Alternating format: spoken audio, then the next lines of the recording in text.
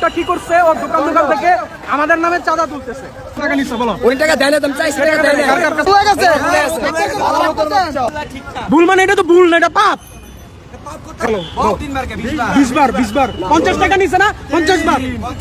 ছাত্ররা এত কষ্ট করে সড়ক নিরাপত্তা নিশ্চিত করতেছে, এর ভিতরে কিছু সংখ্যক চাঁদাবাজ আছে। ওনারা এসে বলে, অনেক জায়গায় আপনারা জানেন যে সিএনজি এবং কি লেগুনা দাঁড় করিয়ে তারপরে যাত্রী নেওয়া হয়।